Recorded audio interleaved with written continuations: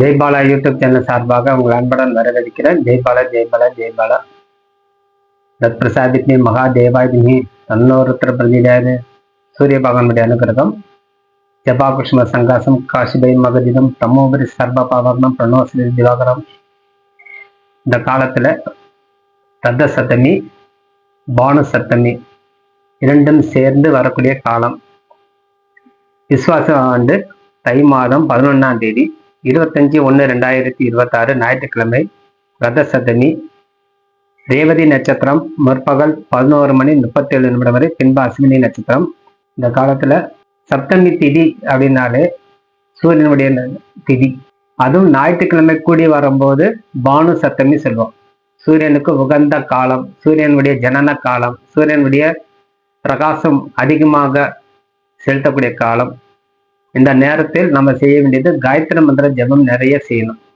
இந்த காயத்ரி மந்திரம் பூர்பவஸ்வஹா தஸ்வரணிம் வர்க்கோ தேவக்ஷதிமிஹி தியோயன பிரஜோதயாதுங்கிற காயத்ரி மந்திரம் நல்ல ஒரு 108 முறை சொல்லி சூரிய பகவானுக்கு ஆர்க்கியம் விடும்போது, ஒவ்வொரு மந்திரம் சொல்லும்போது ஒரு ஆர்க்கியம், 108 ஆரோக்கியம் நம்மளுக்கு நோய் நொடி அனைத்து நிவர்த்தி செய்யும். பாவங்கள் ஜென்ம சாபங்கள் நிவர்த்தி ஆகும். 7 தலைமுறைக்கு உண்டான தோஷம் குறையும். யார் சூரியனுக்கு ஆர்க்கியம் விட்டு வராங்களோ அவங்களுக்கு எந்த விதமான கஷ்டங்கள் வராதுன்னு சொல்லுவோம். சூரிய பகவானை ஆர்க்கியம் விட்டு காலையில எழுந்திரிச்சு தூங்கி எழும்போது சூரிய உதய நேரம் சூரிய பகவான் நினைச்சு யார் வழிபாடு செய்யறாங்களோ அவங்களுக்கு அனைத்து விதமான ஆரோக்கியம் கிடைக்கும். செல்வங்கிறது அப்புறம், முதல்ல தேக ஆரோக்கியம், உடல்ல நல்ல திடகாத்தமாக இருந்து செயல்படக்கூடிய தன்மை கொடுக்கும். பித்ருதோஷம் நிவர்த்தி பண்ணும். ஆகவே இத்தனையும் நம்மளுக்கு இந்த பானு சப்தமி, அதுல இந்த ரத்த சப்தமி சேர்ந்து வரும்போது சூரியன் வடக்கு நோக்கி செல்லக்கூடிய காலம் சொல்லுவோம். தெற்குல இருந்து வடக்கு நோக்கி செல்லக்கூடிய காலம். ஆகவே அந்த காலத்துலதான் நம்மளுக்கு அதிகமாக உஷ்ணம், வெயில் அதிகமாக கிடைக்குது. மகா சிவராத்திரி வந்தாலே வெயில் காலம்னு சொல்லிடுவோம். அப்புறம் சித்திரை வைகாசி ஆணி வரைக்கும் அதிகமாக வெயில். வைகாசி கத்திரி இத்தனை நம்மளுக்கு சூரிய பகவானால் நம்மளுக்கு பல வெளிச்சங்கள் கிடைக்கக்கூடிய காலம். வாழ்க்கையில பிரகாசம், சூரியன் இல்லை என்றால் உலகம் இயங்காது சொல்லுவோம். நீங்க ஒரு நாள் பனியில இருந்து பாருங்க, முடியுமா? ஆனா ஒரு நாள் ஃபுல்லா வெயில இருந்தாலும் உங்களால முடியும். குளிர்ல உங்களால ஒரு நாள் கூட இருக்க முடியாது. உரை பனியில உங்களால இருக்க முடியாது. ஆனா அக்னி நட்சத்திரத்துல நீங்க ஒரு நாள் ஃபுல்லா இருந்தாலும் ஒன்றும் செய்யாது. அப்போ சூரியனுடைய ஒளியே நம்மளுக்கு ஆரோக்கியத்தையும் திடமும் மன வைராக்கியமும் நல்ல புத்தி கூர்மை வேலை செய்யுது இந்த சூரியனால மட்டுமே. ஆகவே சூரிய பிரகாசம் இல்லைன்னா வாழ்க்கை பிரகாசம் இல்லைன்னு சொல்லுவோம். அந்த காலத்துலலாம் சூரிய பிரகாசம் வேணும், அதாவது சூரிய பிரபைன்னு சொல்லுவோம். அப்போ அந்த சூரிய பிம்பத்தை நம்ம வழிபாடு செய்யும்போது நம்மளுக்கு அத்தனை விதமான கிடைக்குது. கொடிய நோய் இருந்தாலும் வறுமை இருந்தாலும் நிவர்த்தி வரணும் அந்த சூரியனுக்கு வழிபாடு செய்யும் போது. அதே மாதிரி சூரிய பகவானுக்கு காயத்ரி மந்திரம் சொல்லி பூஜை செஞ்சுட்டு வரும்போதும், இல்லை முழுசா காயத்ரி மந்திரம் சொல்லி பூஜை பண்ணிட்டு வரும்போது செல்வம் செல்வாக்கு கிடைக்கும், அரசு பதவி கிடைக்கும், முயற்சி வெற்றி பெறக்கூடிய தன்மை அதிகமாகவே கொடுக்கும். நம்ம எண்ணியது எண்ணியபடி நிறைவேறக்கூடிய தன்மை, மன வைராக்கியம், மன திடம் அனைத்து கொடுக்குது. அது மட்டும் இல்லாம மன வலிமை பெறது இல்லாம அரசாங்க சம்பந்தப்பட்ட துறையில நம்ம வெற்றி பெறக்கூடிய தன்மை கொடுக்கும் போது, தேக ஆரோக்கியம் கொடுக்கும் போது கூட மன வலிமையும் ஞானமும் வைராக்கியம். அதாவது ஞானம் வைராக்கியம்னா என்ன? நம்ம யார்கிட்ட போய் என்ன பேசுறோம், அது எப்படி பேசணும், அது எந்த முறையில பேசினா நம்மளுக்கு காரியம் நடக்கும், அந்த அந்த நேரத்துல அந்த சமயத்துல சமயுத புத்தி வேலை செய்யும். இதுதான் இறைவனுடைய வழிபாடு. அதுதான் சூரிய பிம்பம் வேணுங்கிறது. சூரியனுடைய பிரகாசம் இருந்தா ஒரு ஆள்கிட்ட நம்ம போய் பேசும்போது அதாவது குறி பறந்து செயல்படுன்னு சொல்லுவோம். அது தகுந்தபடி நம்ம பேசக்கூடிய தன்மை அந்த சூரிய பகவான் நம்மளுக்கு கொடுத்துப்பார். முன்னோர்களுடைய ஆசீர்வாதம் கிடைச்சிட்டே வரும். அதனால சூரிய வழிபாடு ரத்த சப்தமியில பொங்கல் இட்டு பூஜை செஞ்சு அவல் கடலை பொரியெல்லாம் வச்சு சூரிய பகவானுக்கு பூஜை செஞ்சுட்டு வரும்போது நன்மை உண்டாகும். சூரியனுடைய அஷ்டோத்திரம், சூரியனுடைய சகஸ்நாமம் இருக்குது, ஆதித்ய ஹிருதயம் இருக்குது, அத்தனையும் சொல்லி நீங்க பூஜை செய்யலாம். காயத்ரி மந்திரம் தெரிஞ்சா காயத்ரி மந்திரம் சொல்லி பூஜை செய்யலாம். இல்லை சூரியனுடைய தியானம் மந்திரம் சொல்லலாம்.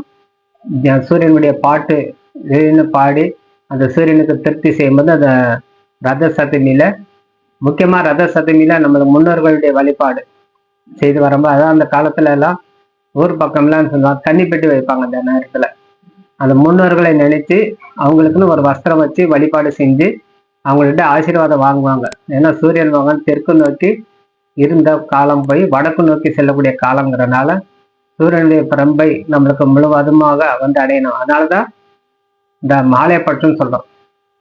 மாலைப்பட்சம் சொல்றது அதான் அந்த புரட்டாசி மாசம் வரும், 15 நாள் முடியும். அதனால நம்மளுக்கு கிடைக்கக்கூடிய நன்மை. அப்போ ஆடி மாசம் பிதர்கள் இறங்கி வர்றாங்க, புரட்டாசி மாசம் மட்டும் எல்லாமே வாங்கிறாங்க. தை மாசம் அமாவாசைக்கு அவங்க அந்த இடத்துல போய் அந்தந்த இல்லத்துக்கு போய் சேரும் போது ரத சப்தமியாக வருது. அதனால அவங்க போகும்போது நம்மளுக்கு இந்த வஸ்திரம் கொடுத்து பட்சணங்கள்லாம் கொடுத்து இலை போட்டு படையெல்லாம் போட்டு சூரிய பகவானுக்கும் நம்மளுக்கும் சூரியனுக்கும் நம்ம முன்னோர்கள் சேர்த்து வழிபாடு செய்யும்போது நம்மளுக்கு அனைத்து விதமான ஆற்றல் கொடுக்குது, ஆரோக்கியம் கிடைக்குது. ஏற்கனவே சொன்னது ஆரோக்கியம் அதிகமா கிடைக்கும் சூரியன் வழிபாடு செய்யும்போது. அப்ப அதனால இந்த ரத சதுர்த்திக்கு என்ன செய்யணும், இயற்கை இலை வச்சு பூஜை செய்யும்போது சிறப்பான பலன் கொடுக்கும். அது மட்டும் இல்லாம புனிதமான நதியில நீராடுவது, முக்கியமான நதியில நீராடுறது. எங்கெங்க நம்ம புண்ணிய ஸ்தேத்திரம் இருக்கோ, புண்ணிய நதி இருக்குதோ அந்தந்த இடத்துல எல்லாம் போய் நம்ம அந்த நதியில கடல்ல ஆறு குளம் அந்த மாதிரி இருக்கக்கூடிய ஆலயத்துல சென்று அந்த குளமோ ஆறோ கடலோ வழிபாடு செய்யும்போது அந்த நீராடி போய் வழிபாடு செய்யணும். அப்ப நீங்க ஸ்ரீரங்கம் போறீங்கன்னா காவேரின்னு நீராடணும். நெல்லையப்பர் போய் தரிசனம் பண்ணா தாமிரபரணி குளிச்சுட்டு போய் தரிசனம் செய்யணும். அதே மாதிரி ராமேஸ்வரம் போறோன்னா கடல்ல குளிச்சுட்டு 22 தீர்த்தம் குளிச்ச பிறகு சாமி போய் தரிசனம் செய்யணும். மாதிரி ஒவ்வொரு இடத்துல என்னென்ன புனித நீர், புனித ஆறு, குளம் சொல்றோமோ, சில கோயில வந்து குளம் தான் புனிதமான தீர்த்தம்.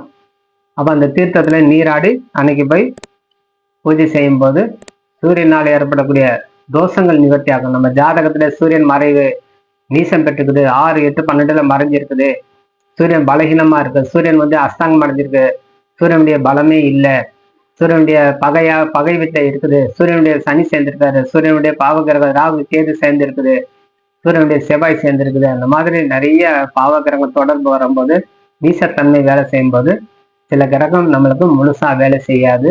அதுக்குண்டான தன்மை நம்ம பெறக்கூடிய தன்மை அதிகமாகவே கொடுக்கும். ஆகவே இந்த காலத்தில் நம்ம வந்து முறையாக பின்பற்ற வேண்டியது சில கடமை நம்ம தவறாம செய்து வரணும்.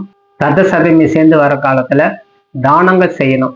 தானம் செய்து, அன்னதானம் செய்து, வஸ்திரதானம் செய்து, கோதானம் செய்து, கண் தானம் செய்து, எந்தேனும் ஒண்ணு உன்னால என்ன தானம் செய்ய முடியுமோ பிரதிபலன் இல்லாமல் ஏழைகளுக்கு உதவி செய்து வரும்போது தீர்க்க சுமங்கலி கொடுக்கும் சொல்லுவோம். அதாவது பெண்களுக்கு சுமங்கலி பாக்கியம் கிடைக்கும், ஆண்களுக்கு ஆரோக்கியம் கொடுக்கும், மன வலிமை பெறும், அனைத்து துறையில வெற்றி பெறக்கூடிய தன்மை அவங்களுக்கு மிகவும் சிரத்தையாகவே செயல்படும்.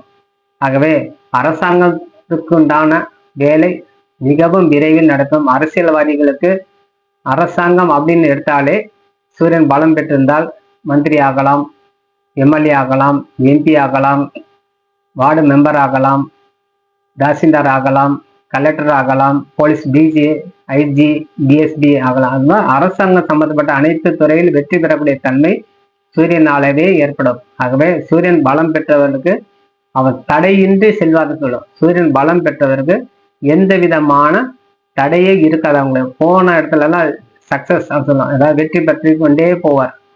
அப்போ 1க்கு 2 மடங்கு அவங்களுக்கு கைக்கு மேல பலம் கிடைக்குது. அவங்க தவறு செய்தாலும் அது ஜெயிக்கக்கூடிய தன்மை உண்டாகும்.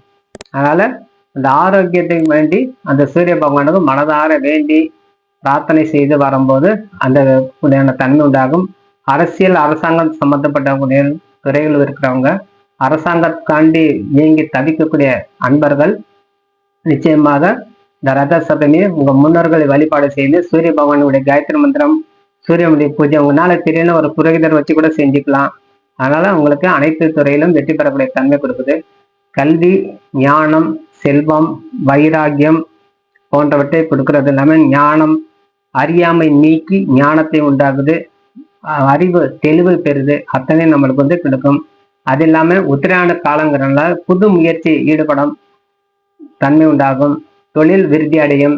தொழில் சம்பந்தப்பட்ட துறையில வெற்றி பெறணும்னா ஒரு பெரிய மிராதாஸ் அப்படி சொல்ல, மிராதாஸ்னா ஒரு விவசாயம் பண்றோம்னா அவர் விவசாயம் நல்லா செழித்து இவங்க மற்ற வயற்காட்டுல விளையுதா இல்லையா, அவங்க வயற்காட்டில் நல்ல விளையும் சொல்லுவாங்க.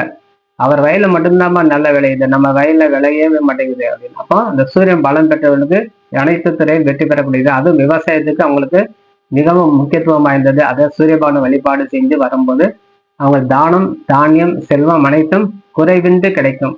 அதே மாதிரி புதிய தொழில் தொடங்கி முயற்சியில் ஈடுபடும் போது இந்த உத்தராயண காலத்துல அவங்க வெற்றி பெறக்கூடிய தன்மை, சூரியன் பலம் பெற்றிருந்தா அந்த ரத சதமியில பூஜை செஞ்சு வரும்போது புதிய தொழில் தொடங்கலாம், அத்தனைக்கும் நன்மை உண்டாகும்.